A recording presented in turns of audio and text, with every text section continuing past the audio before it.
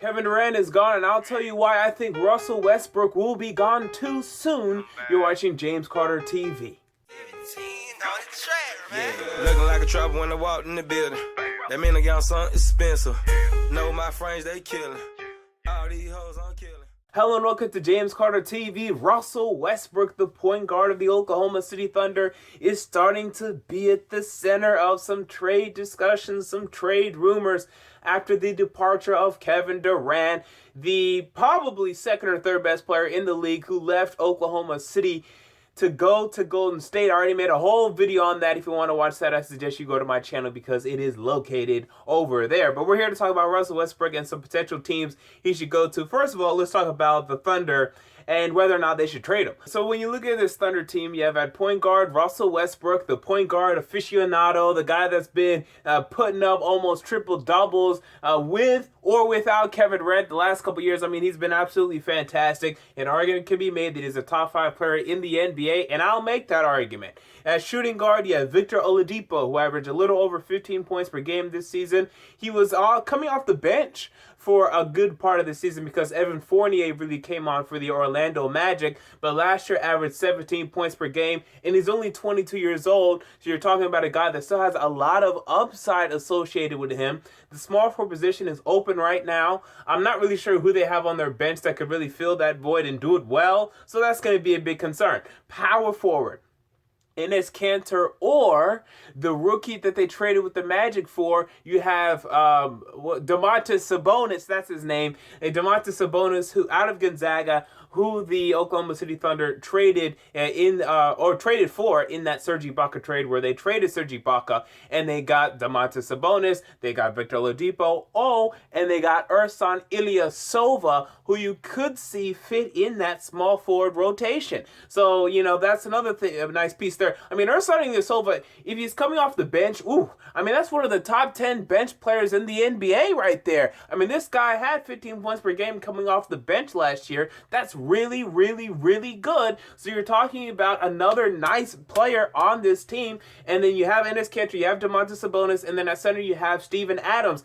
Guys, that is a really good team. In fact, to me, that's the 4th best team in the West. Last year, the Portland Trail Blazers were either the 4th or the 5th seed. I can't remember exactly, but they had Damian Lillard, CJ McCollum, and literally that's it. I mean, yeah, you had Myers Leonard and, you know, all these other nice little guys, but come on, that's really it. So if Damian Lillard and CJ McCollum can be the 4th or 5th seed in the West, that's a 4th seed team I just said right there. And this is a team that Kevin Durant just left. You wonder, I mean, you don't wonder why, because the Warriors are a better team. So he went to a better team.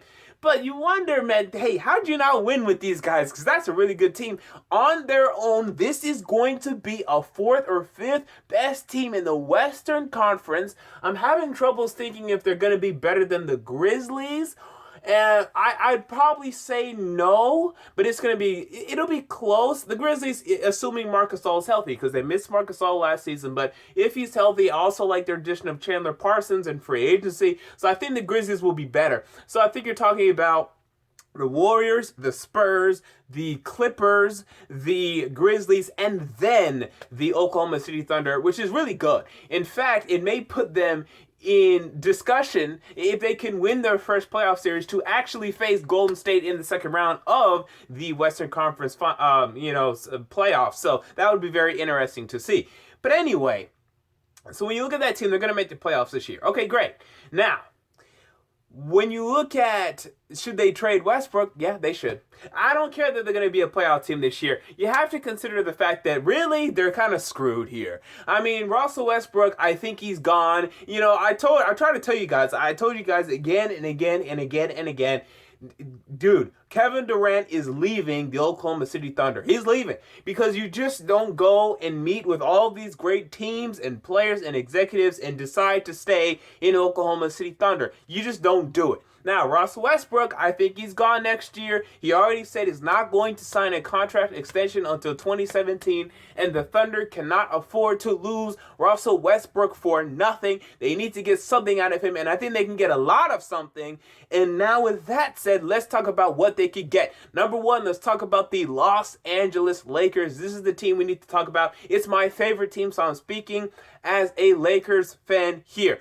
Why are the Lakers appealing? Number one, Russell Westbrook would be willing to stay there, we presume. Now, that's very important that I say that we presume this, because a lot of people are just saying, okay, yeah, he will, but we think, because the problem is, people are saying, okay, he's from LA, he played at UCLA, he would stay in LA. No, DeMar DeRozan, we were saying the same thing. Stephen A. Smith was on First Take saying, DeMar DeRozan is just waiting to go to LA.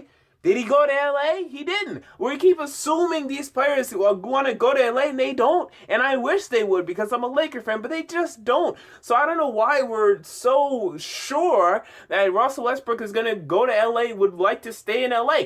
Of all the free agents that have come out in the past 3-4 years, is he the likeliest to? Yes, but does that mean that it's a sure lock to happen? No. But it's one of those teams that you could say, yes, he would like to stay there. So that's number one. Number two, the Lakers have assets that are appealing to the Oklahoma City Thunder. If you trade Russell Westbrook, the only thing you're going to get in return is potential. That's pretty much all you're going to be able to get. And you have a lot of potential. The Lakers have a lot of potential assets. Number one, point guard D'Angelo Russell, who would replace Russell Westbrook. I mean, he wouldn't be as good, but he'd replace him at that point guard position. They have Lou Williams, swing guard off of the bench, on a nice, decent contract for the NBA nowadays. I think he was signed a 3-year, $18 million deal, which is looking really cheap now. They have Brandon Ingram, the second overall pick in this year's draft. They have Julius Randle, the 7th overall pick in the 2014 NBA draft. They have Jordan Clarkson, who actually I don't think they can trade because they just extended him. But anyway, those players I just talked about, package all of them, send them to Oklahoma City. They send you Russ Westbrook. There you go. Now, as a Laker fan, I don't want to do it. But if they did it, I wouldn't be upset. I don't think you can be upset either way. Here's the problem. Okay, number one, Russ Westbrook, to me, is a top 5 player in the NBA. If you look at the past, let's say 5 champions, right? Okay, we have the Cavs, the Warriors, we have the Mavs, the Heat, the Spurs, okay. And then also the old Lakers with Kobe, Shaq, whatever. All of them had top 5 NBA players, at least one. I mean, all of them, each and every single one of them. The only one that didn't, you could say the 2011 Mavs, Dirk Nowitzki wasn't a top 5 NBA player at that point. You can make that argument. And then you could say maybe the 04 Pistons didn't have a top 5 player in the NBA, although Chauncey Billups was very good. He wasn't a top 5 player in the NBA. Sure. And then the Spurs lately, they had a really great team. But my point is this. You need great players to win championships, man. And the Lakers, they don't have any. They have guys that look like they could be. I mean, I think D'Angelo Russell's going to be pretty good. I don't know if he's ever going to be a superstar. I think he's going to cap out at about 21 points per game. But he has the potential to get up to, the 24, 25, 26. Yeah, the potential is there. Brandon Ingram, I think he's big time. And I think he's going to get up to 26, 27 points per game in 8 years. Oh, yeah, he'll be there. I think absolutely. I think we're talking about a next great player. And I think he actually will be better than Russell Westbrook in the future, though. Right now, 8 years down the road, that's the way it's probably going to be. So are you willing to wait for that? I mean, I would. But, it's a question mark. And then if you get Russell Westbrook, and next year you have another stacked free agency class, and then now you're finally starting to be appealing to some of these other free agents. Blake Griffin is a free agent. If you're telling me, you're telling Blake Griffin, hey, Chris Paul's pretty much gone, but hey, we're going to let you stay in LA. You keep your house, you keep your endorsements, you keep everything. You're just going down the locker room to the next locker room on the other side of the building. You're going to the Lakers. You're teaming up with Russell Westbrook. I think Blake Griffin really finds that appealing, and Blake Griffin becomes a big-time option for the Los Angeles Lakers. I think some other free agents that are coming into the next free agency class could also really enjoy and like the idea of teaming up with Russell Westbrook. So that's something you have to consider. But again, I wouldn't do it if I'm the Lakers. To me, I really want to go into this season, next season with these young kids and see how they develop, man. I mean, think about it. Kevin Durant and Russell Westbrook, they're in their 8th and 9th years. I mean, Kevin Durant just finished his 9th year. It took a while, but the benefits were reaped. They never won a championship, but it's going to take time. But I think we're talking about elite prospects in Brandon Ingram and D'Angelo Russell. And D'Angelo Russell proved he can play. I mean, when you score 39 points your rookie year in any game, yeah, you can play in this league. So you just need to see more of that. I think he's going to be the highest scoring Los Angeles Laker this season. I think Brandon Ingram will probably be number 3 or 4 behind Jordan Clarkson and Julius Randle and maybe Luol Deng as well. We'll see how that rotation shakes out. So the Lakers, it's possible. I'm gonna say no though. I think the Lakers will stand pat with their young core. And maybe they hope that Russell Westbrook could actually come next season as a free agent if the Thunder don't trade him for some reason. And I'd love that. Because what you can do there is you can say, okay, Russell Westbrook is now here. We trade D'Angelo Russell in a package for DeMarcus Cousins. We have Westbrook, we have Cousins, and hopefully we can even keep Ingram. And boom, you have a big 3, boys. And look out, Golden State, because we got something over here. So that's something I would look out for in the future. Next team, Boston Celtics. This is a possibility that I love from both angles. Thunder. You trade Russell Westbrook, and in return, you can get the Jaylen Brown, the 3rd pick from this past draft, the 2016 NBA draft. You can get the Boston Celtics Brooklyn Nets pick next year, because right now, the Celtics have the right to swap picks with the Brooklyn Nets next year. If that occurs, then the Celtics have the Nets pick. And the Nets are going to stink. The Nets are going to have a top 3 pick next season in a great draft where we could have the next Chris Bosh and Harry Giles. And we could have the next young, emphasis on young, Kobe Bryant and Josh Jackson. Now, Josh Jackson, like I said, young Kobe. Before Kobe was doing all this post fadeaway, skilled footwork nonsense. He was just a really athletic, good defending shooting guard with a bunch of potential. That's Josh Jackson, baby. So you're talking about getting a potential young Chris Bosh or Dwight Howard. Also, Harry Giles has some Dwight Howard and a little Amari too. So a potential young Amari, Dwight, or a young Kobe, Lonzo Ball, Markelle Fultz. I mean, next year's draft class is loaded. So you can get that pick, and then you can even say, you don't need Isaiah Thomas anymore.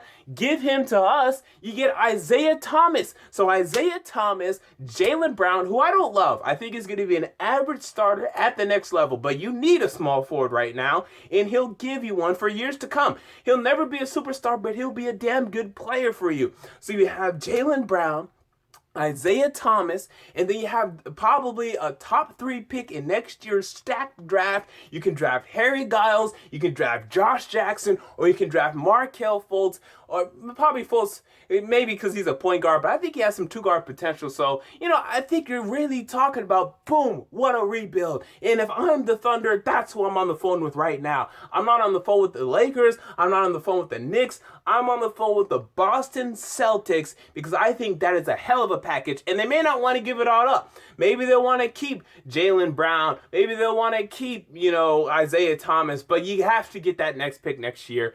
And I think the Celtics will want to do it. You have the potential to pair Russell Westbrook with Al Horford. Dude, that's a playoff team, and that's the second best team in the East. That's the second best team in the East, maybe the third, behind the Indiana Pacers. And then maybe the Raptors. I think the Raptors are still going to be really good, but I think that's just such an attractive combo. And then you can bring in Blake Griffin next year. I think they would even be willing to give all that up because you just have the pairing of Westbrook and Horford. For the Lakers, if you trade all of that, what's your pairing? You don't have a pairing. You just have Russell Westbrook. That's literally all you have. You're not a playoff team. I think the Celtics and the Thunder are going to get on the phone. They have a lot of assets that both of them are interested in, and it would really work for both teams. Last team, New York Knicks. Now, this one I don't love and I don't put too much credence in, but I've heard a little bit of fluttering, so we'll discuss it really quick. So what could even be the trade? Because that's what I'm even stuck on. The Knicks have a couple assets. They have Melo, they have Kristaps Porzingis, and that's pretty much it when it comes to assets that they could trade, because they just signed Derrick Rose, they can't trade him. They just signed Joakim Noah, they can't trade him. So right now, all they can trade right now is Melo and Kristaps. Now, when the season starts, then Derrick Rose and Joakim Noah become eligible for trade.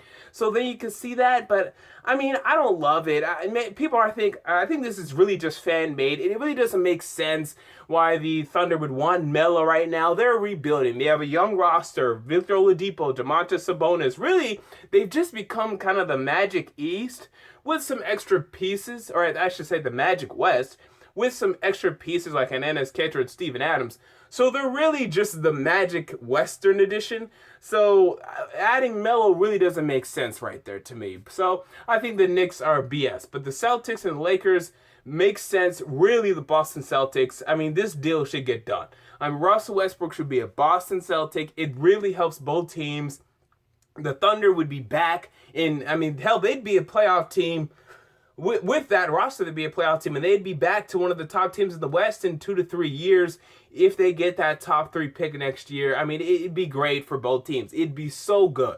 It would be so good for both teams. I think it needs to get done. So there you go. Russell Westbrook trade rumors. What do you think is going to happen? Will the Thunder hold on to him all season? Or will he be traded to one of the teams I discussed? Or another team that I didn't discuss? Tell me what you think in the comments below. And until next time, James Carter TV. I'm out.